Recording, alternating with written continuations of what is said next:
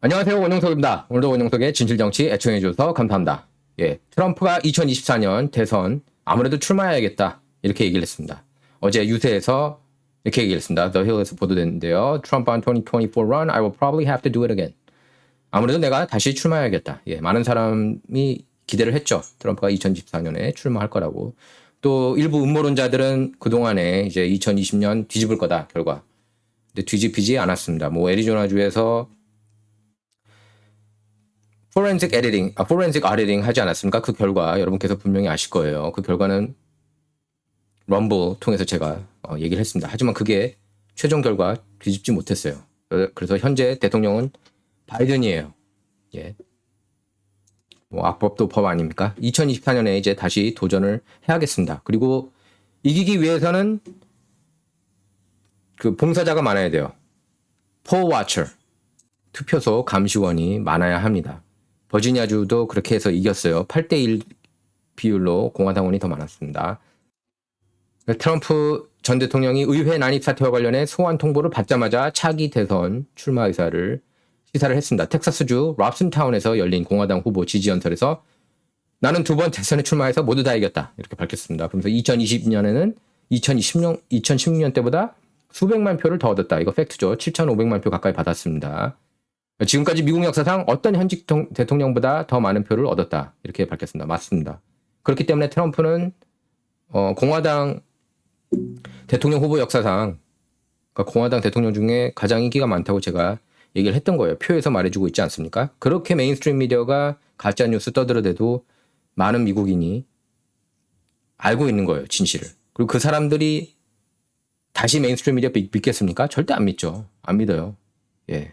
그래서 대한 언론을 믿는 거고, 그리고 제 원용석 유튜브도 그래서 많은 분이 보고 있는 것 아닙니까? 그러니까 저는 이제 그래서 시작한 거예요. 유튜브를 2017년에 하도 가짜뉴스 난무해서. 그래서 제가 최초로 이런 대한 언론을 소개한 한국 한인 언론인이 된 겁니다. 제가 유명해지자고 이걸 만들고 그런 게 아니에요. 진실을 밝히고 싶어서 시작했던 겁니다. 그전에는 이제 제가 칼럼 통해서 계속 진실을 얘기했고요.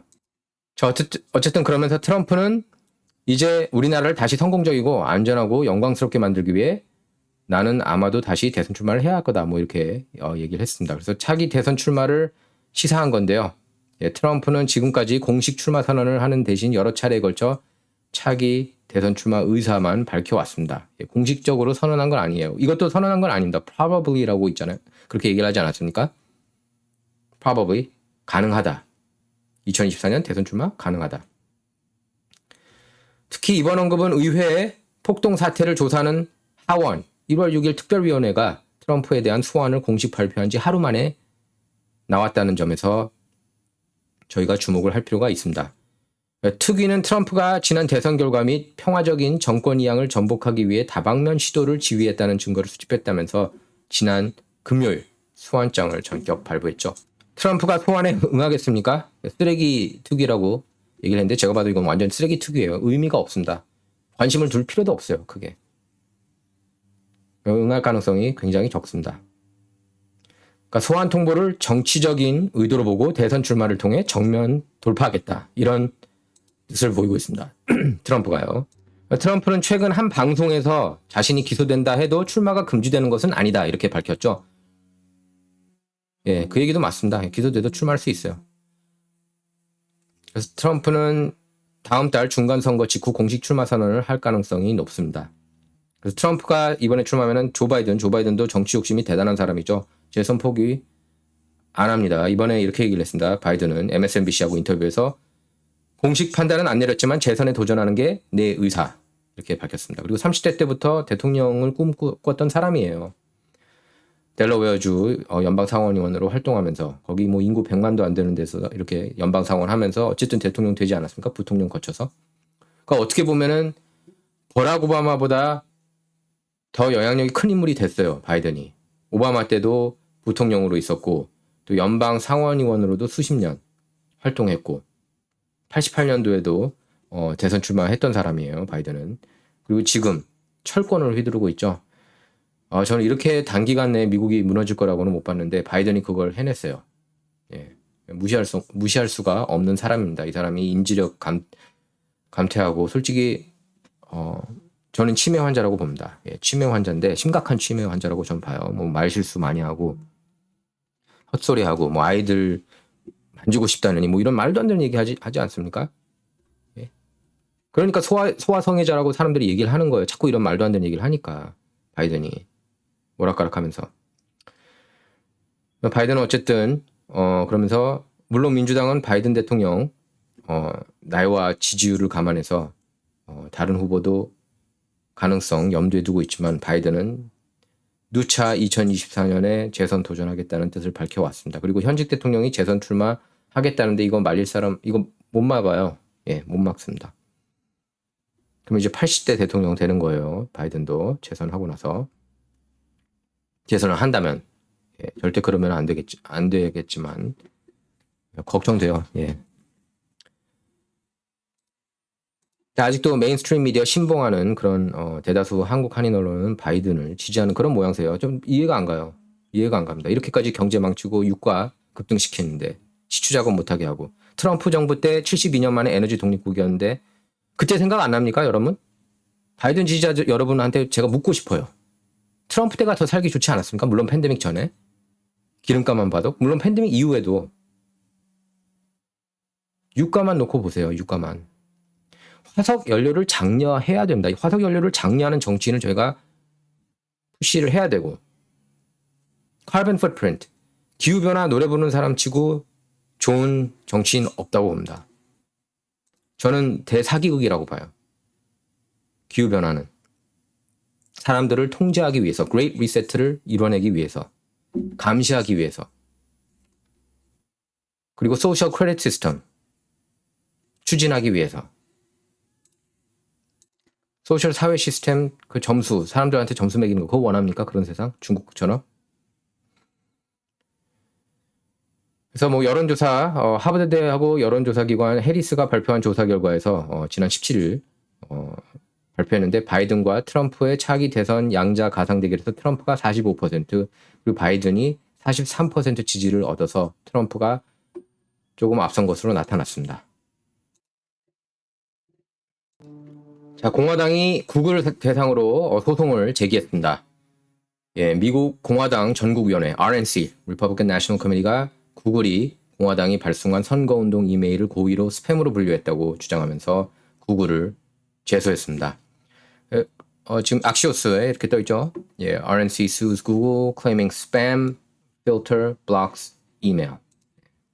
뭐 이게 놀라운 일이겠습니까? 뭐 메인스트림 미디어뿐만이 아니라 빅테크, 뭐 학계, 연예계 다 공화당 보수 진영, 특히 트럼프 같은 아웃사이더 탄압하기에 바쁘죠. 그런 와중에도 트럼프가 7,400만 표 이상 받았다는 것 자체가 대단한 겁니다. 왜냐하면 그건 다행인 게 바이블 벨트, 특히 이제 플라이오버 스테이트라고 그러죠. 동부 서부에 있는 그 사이에 있는 주들은 속지를 않아요. 그리고 뉴욕타임스, 워싱턴 포스트, CNN은 기본적으로 가짜 뉴스 편향 보도하는 언론이라고 생각을 합니다.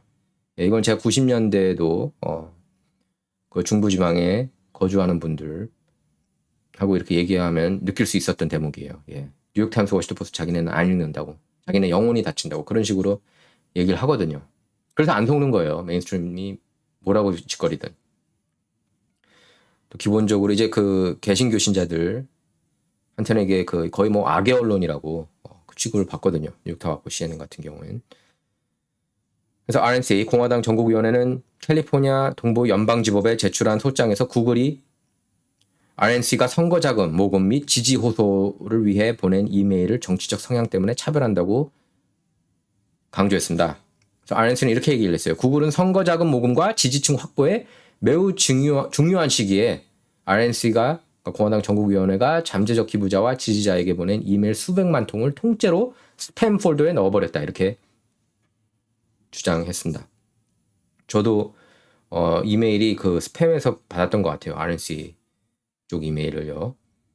그래서 RNC는 평소에는 이메일 대부분이 수신자 받은 편지함에 제대로 들어가지만 월말에 보낸 이메일은 거의 다 스팸으로 분류된다. 이렇게 지적했습니다. 그래서 월말은 통상 정치 자금이 가장 잘 들어오는 시기인데요. 구글 때문에 모금 활동에 상당한 피해를 입었다는 게 RNC 주장입니다. RNC는 구글에 문제를 제기했지만 이런 상황이 10개월가량 계속됐다고 밝혔습니다. 구글은 잘못이 없다고 반박했습니다. 구글은 대변인 명의 성명에서 여러 차례 밝힌 대로 우리는 소속 정당을 이유로 이메일을 거르지 않는다. 구글 스팸 필터는 사용자의 행동을 반영한다. 이렇게 밝혔습니다. 유튜브가 한 짓거리만 봐도 얼마나 편향적인지 알 수 있죠. 구글은 거의 민주당하고 일심동체라고 봐도 과언이 아닙니다. 북가주에 또 위치해 있지 않습니까? 본사가. 북가주 정치인들 한번 보세요. 뭐 난시 펠로시라든지 거기 정치인들 뭐 로카나 뭐 이런 연방 하원의원 이런 사람들 보면은 극좌 진영이라고 볼 수가 있겠습니다. 난시 펠로시도 극좌예요. 공화당은 오랫동안 구글 같은 거대 기술 기업이 보수 성향 사용자를 차별한다고 강조해왔죠. 그래서 심각한 문제예요. 예, 구글. 그래서 덕덕고 여러분께서 보수 진영에서는 덕덕고 갈 것을 강력히 추천합니다. 덕덕고 가면은 구글에서 검색되지 않는 게 검색이 돼요. 구글에서 저희 덕덕고에서. 그리고 뭐 유튜브보다는 럼블. 특히 이제 저도 이제 럼블을 하고 있습니다. 그 하고 있는 이유 중에 하나가 표현의 자유를 탄압하고 있기 때문이에요. 이게 참 어처구니가 없는 세상입니다. 지금 미국을 보면. 자, 그리고 이골 단첸코가 무죄 판결 받았죠. 예, 참 어처구니가 없는 일이에요. 어떻게 무죄 판결? 배심원단도 저는 한심하다고 봅니다. 예, 워싱턴 DC에서 마이클 서스먼도 마찬가지고 이번에 버지니아주도 마찬가지입니다. 그래서 트럼프가 FBI의 거짓말을 한 혐의에 대해 모두 무죄 판결을 받은 이골 단첸코 배심원 판결에 대해 사법 시스템을 망신스럽다고 비난했습니다. 트루소셜에 이렇게 올렸어요. 단첸코 판결로 불명예스러운 사법 체계가 다시 한번 망신을 당했다. 이렇게 얘기를 했습니다. 법적 절차가 2016년 트럼프 대선 캠프가 러시아와 공모의 선거 결과에 영향을 미쳤는지 여기에 대해서 이제 조작을 하지 않았습니까? 민주당 진영하고 메인스트림 미디어가 거기에 대해서 이제 존 드럼 특검이 수사를 했죠. 배후에 누가 있는지. 그런데 연달아서 패소를 했습니다. 존 드럼이. 안타까운 일이에요. 예, 마이클 서스먼 앞서 마이클 서스먼 전 클린턴 선거 캠프 변호사는 지난 6월 FBI의 허위 진술을 한 혐의에 대해 무죄 판결을 받았었습니다. 그리고 이번에 이제 이골 단첸코까지 연달아서 무죄 판결을 받은 거예요. 제가 볼 때는 존 드럼은 둘 다 이렇게 잡아내서 배심원단을 믿었던 것 같아요. 그러니까 이게 정신이 제대로 박힌 배심원이면은 무죄 판결을 내리고 거기서 이제 뭐 제임스 코미도 가고 존 브레넌 전 CIA 국장 이런 사람들을 잡아내려고 했는데 계획대로 안 됐습니다. 그래서 트럼프는 트루소셜에 이렇게 얘기했어요. 존 드럼은 편파적이고 당파적인 배심원 늪에서 공정한 기회를 얻을 수 없었다. 그곳에서는 공화당에 근거하거나 지지된 소송은 아무리 좋아도 이길 수가 없다. 판사들은 너무 편파적이고 불공정했다. 화가 나서 법정에 서는 것은 말 그대로 위험한 거다. 이렇게 글을 올렸습니다. 뭐 안타까운 일입니다. 예. 미국 사법 시스템도 참 문제가 많고 배심원단이 이제 올바르지 못할 경우에는 이런 결과가 나오는 거예요. 예. 그 전에 특히 이제 서스먼 같은 경우에는 배심원단이 너무나 변질돼 있었죠. 예, 그건 앞선 방송에서 설명했기 때문에 따로 설명하지 않겠습니다.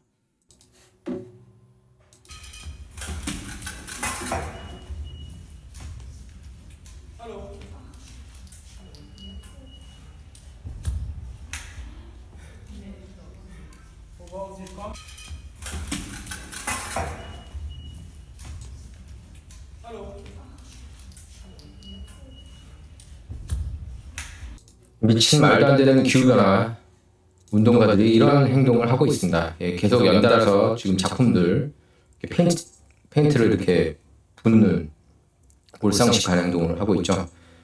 예, 독일에서 일어난 일이에요. 독일에서 환경운동가 사이코 같은 환경운동가들이 시위를 벌이던 도중 클로드 모네의 작품에 으깬 감자를 이렇게 쏟아붓는 사건이 발생했습니다. 이게 페인팅이에요. 페인팅.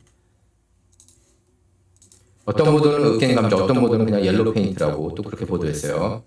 최근 유럽 환경운동가들은 파블로 피카소 명화에 접착제로 손을 붙이거나 반고 그림에 수프를 끼얹는 이런 시위를 벌였죠. 여러분께서 다 보셨는지 모르겠는데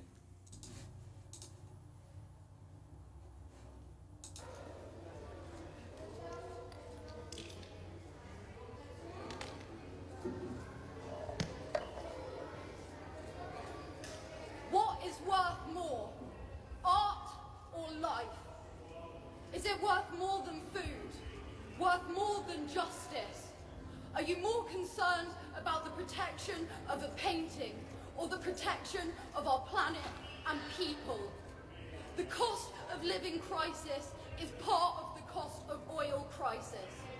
Fuel is unaffordable to millions of cold, hungry families. They can't even afford to heat a tin of soup. Meanwhile, 이런 미친 짓을 하는 거예요. 메인스트림 미디어는 잘한다 이렇게 칭찬하고 있는 짓을. 그래서 앞선 영상에서는 이렇게 독일 환경단체 Last Generation 환경운동가 2명이 주황색 조끼를 입고 바르베르니 박물관에 전시되어 있던 모네의 명화 건초 더미로 다가가 그 노란 액체를 던졌습니다. 이 단체는 이제 액체가 으깬 감자라고 그렇게 밝혔습니다. 이 장면이 담긴 영상을 이 단체는 트위터에 올리면서 이렇게 얘기를 해요. 화석연료는 우리 모두를 죽인다는 것을 이 사회가 기억할 수 있도록 으깬 감자나 토마토 수프를 명화에 뿌린다. 이렇게 글을 남겼습니다. 미친 사람들이에요. 이 세상에서 가장 귀중한 에너지 중에 하나가 화석연료인데 화석연료 세상에서 절대 안 사라져요. 절대 사라질 수가 없는 에너지입니다. 화석연료 탄압해서 여러분께 좋은 게 뭐가 있습니까? 기름값 오르는 것 빼고. 기름값 오르고 인플레이션 현상 생기고. 이게 커넥트를 못하는 것 같아요. 이렇게 그 세뇌당한 사람들 보면은. 모든 걸 이렇게 연결해서 생각해야 되는데 예? 기름값 따로 화석연료 탄압 따로. 저 꼬맹이들이 뭘 알겠습니까? 기후변화에 대해서. 어쨌든 사건 발생 이후 바르베르니 박물관 측은 그림이 유리 액자에 담겨 있어서 으깬 감자로 인해 손상이 발생하진 않았다고 밝혔습니다. 박물관 측은 정비한 뒤에 26일부터 다시 전시할 계획이라고 밝혔습니다. 이렇게 얘기를 했어요. 박물관 측은 기후위기에 직면해 환경운동가들이 우려하는 것은 이해하지만 이들이 자신의 주장에 무게를 실으려고 동원한 수단에 충격을 받았다. 이해는 무슨 이해입니까? 이렇게 얘기하는 것 자체도 말이 안 되는 거예요. 왜 굽히고 들어갑니까? 이런 범죄자들한테. DPA 통신은 이번 사건에 연루된 인물이 총 4명이고 이들이 체포되는지 여부는 확인되지 않았다고 전했습니다.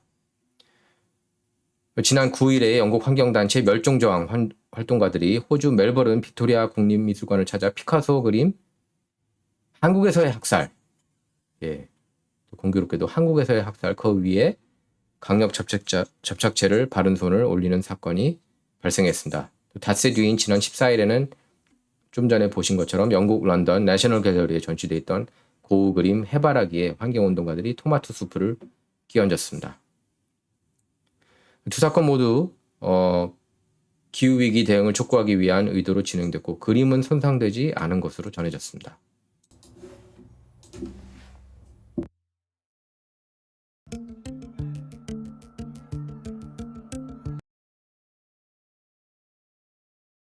Leonardo da Vinci said, out of all the sciences, art is the queen of communication.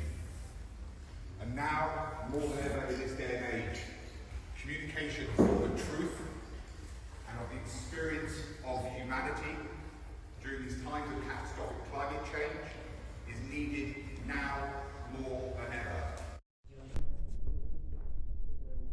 I'm sorry everybody, we don't want to be doing this. We're here glued to this painting, this beautiful painting, because we're terrified for our future. We've stuck a reimagined version of the hay wave that demonstrates our road to disaster. It shows the destructive nature of our addiction to oil. Ladies and gentlemen,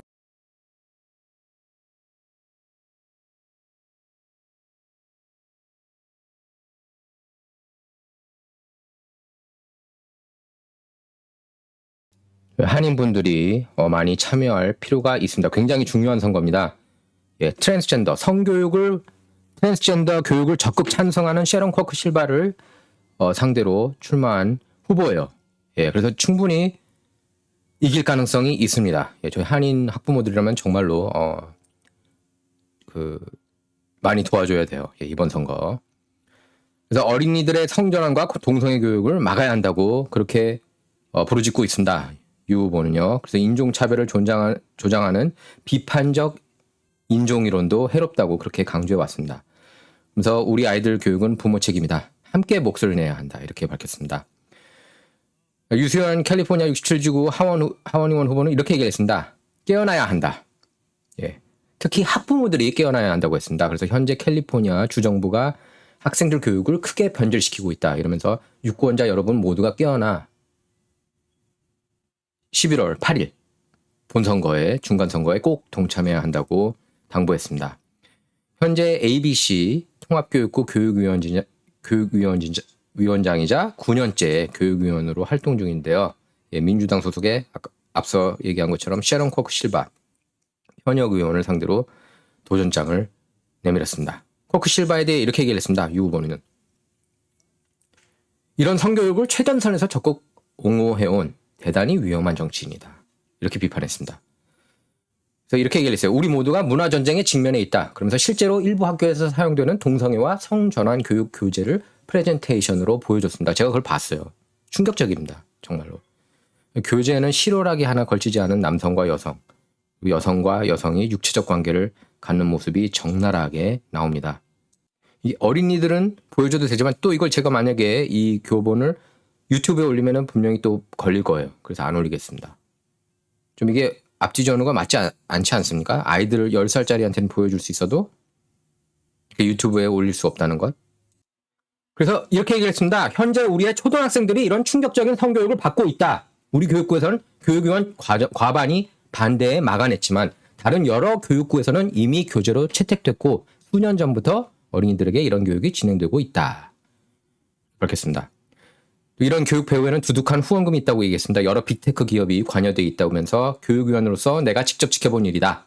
초등학생부터 이런 교육을 받아 실제로 중학생이나 고등학생이 되면서 동성애자나 성전환자로 커밍아웃하는 학생이 급증했다. 이렇게 경고했습니다. 왜냐하면 그들은 쿨하다고 생각하는 거예요. 게이 레즈비언이고 뭐 바이섹슈얼이라는 게, 그리고 성전환 트랜스젠더 학생이라는 게 이제 그게 이제 관종들이 많지 않습니까? 보통 어린 학생들은 그걸 관심 받고 싶어 하잖아요. 이러면서 관심을 받아서 더 이렇게 쿨하다고 생각을 한다는 겁니다.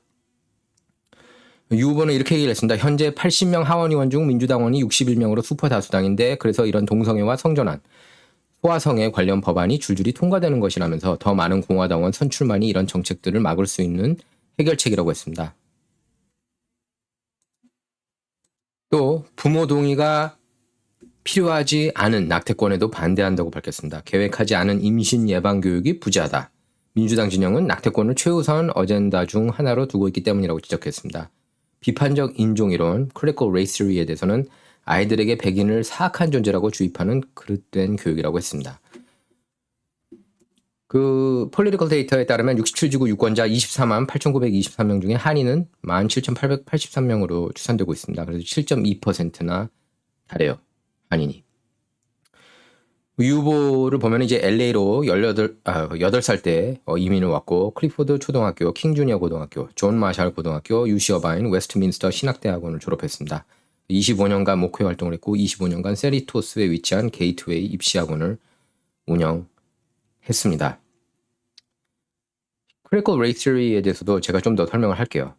지금 이 Critical Race Theory 때문에 많은 후보들이 지고 있어요. 샌프란시스코만 봐도 알 수가 있습니다. 완전히 거기는 좌측으로 이렇게 급격히 치우친 도시 아닙니까? 근데 주민들이 샌프란시스코 카운티 교육위원 3명을 압도적 비율로 소환했죠. 리콜을 시킨 겁니다. 70% 이상 표를 다 얻었습니다. 1983년 다이앤 파인스타인 당시 샌프란시스코 시장에 대한 소환 실패한 이후에 이런 소환 움직임은 처음 있는 일이었어요. 샌프란시스코에서. 교육위원 소환을 두고 보스턴 헤럴드는 축출이라는 표현을 썼습니다. 그 워싱턴 포스트는 민주당에 대한 경고 신호다. 이렇게 지적을 했습니다. 레이셜 저스티스에 대한 반감이 크게 작용한 겁니다. 인종정의. 예. 샌프란시스코 인구 보면은 이제 34%를 차지하는 아시안 유권자가 있습니다. 그러니까 아시안 유권자가 많습니다. 그러니까 이 인종 이슈에 분노한 거예요. 특히 팬데믹 사태 당시 샌프란시스코 지역 아시아, 특히 한인 학부모들도 여기 들어가 있는데 교육위원회 행태에 지속해서 불만을 표출했었습니다. 원격 수업이 장기화하면서 학생들 학업 및 정서적 피해가 누적되고 있음에도 교육위원들은 대안 제시는커녕 아주 지엽적인 그런 일에만 힘을 쏟고 있었습니다. 여러분 기억하실 겁니다. 당시 교육위원회는 44개의 공립학교 교명에서 에이브라함 링컨, 조지 워싱턴 등 인종주의와 관련 있다고 여겨지는 정치인들 이름을 삭제하는 데 집중했습니다. 에이브라함 링컨 같은 경우에는 노예 해방했는데 그 사람도 마음에 안 든대요. 심지어 삭제 대상에는 미국 국가를 작곡한 프란시스 스캇 키도 포함되어 있었습니다. 또 북가주 지역 명문 학교인 로웰 고등학교도 논란이 됐는데요. 예, 이 학교에는 우수한 아시안 학생이 많습니다. 그래서 교육위원들은 입학 시스템을 바꿨어요, 갑자기.